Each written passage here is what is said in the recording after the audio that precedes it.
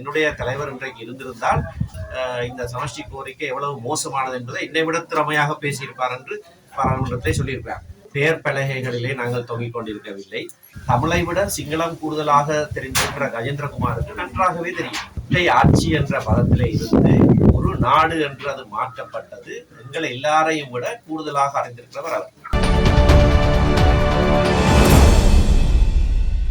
ஒற்றையாட்சியை நாங்கள் வன்மையாக எதிர்க்கிற ஒரு கட்சி. எங்களுடைய கட்சி உருவாக்கப்பட்டதே ஒற்றையாட்சிக்கு மாறான சமஷ்டி கட்சி தான் கட்சிக்கே பெயர்.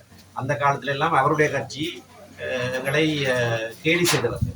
சமட்டி கட்சி என்று கேலி செய்த ஒற்றையாட்சி கட்சி தான் அகில இலங்கை தமிழ் காங்கிரஸ். 71ஆம் ஆண்டு ஜூலை மாதத்திலே ஜிஜி பொன்னம்பலம் பாராளுமன்றத்தில் இருக்கவில்லை. அவருடைய கட்சியாளரான தியாகராஜா பேசுகிற போது சொன்னார், என்னுடைய தலைவர் இன்றைக்கு இருந்திருந்தால் இந்த சமஷ்டி கோரிக்கை எவ்வளவு மோசமானது என்பதை என்னை விட திறமையாக பேசியிருப்பார் என்று பாராளுமன்றத்தை சொல்லியிருப்பார்.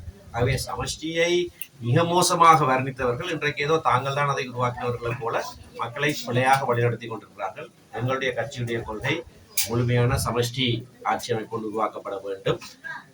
பெயர் பலகைகளிலே நாங்கள் தொங்கிக் கொண்டிருக்கவில்லை. ஏக்கிய என்ற சொல்லுக்கு அர்த்தம் ஒன்று, ராஜ்ய என்ற சொல்லுக்கு அர்த்தம் நாடு, ரஜய என்று சொன்னால் ஆட்சி முறை. தற்போது இருக்கிற அரசியலமைப்பிலே ஏக்கிய ரஜய என்று சொல்லியிருக்கு, அதாவது ஒற்றை ஆட்சி.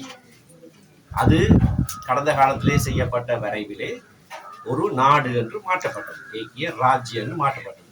இது ரஜய ராஜ்ய ஒரே மாதிரி சத்தம் படிக்கிறதுனாலே தமிழ் மக்களுக்கு புரியாமல் இருந்தாலும் தமிழை விட சிங்களம் கூடுதலாக தெரிந்திருக்கிற கஜேந்திரகுமாருக்கு நன்றாகவே தெரியும்.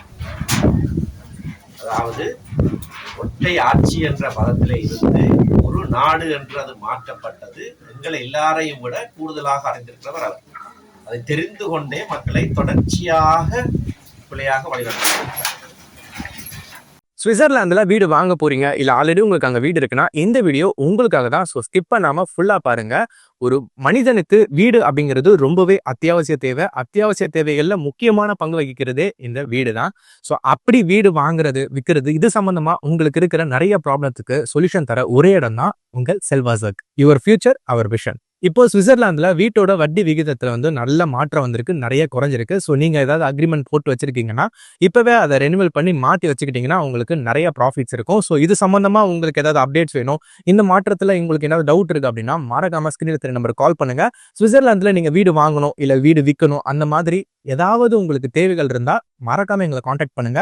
உங்களோட எல்லா தேவைகளையும் உங்க ஃபேமிலியில ஒரு மெம்பரா இருந்து நாங்க பார்த்து பண்ணி கொடுப்போம். இது உங்கள் செல்வாசக். இச்செய்திகளுக்கு பிரதான அனுசரணை செல்வாசோக் இமோபிலியன், சுவிஸ் நாட்டில் முன்னணி நிறுவனம். தொடர்புகளுக்கு 0795146428.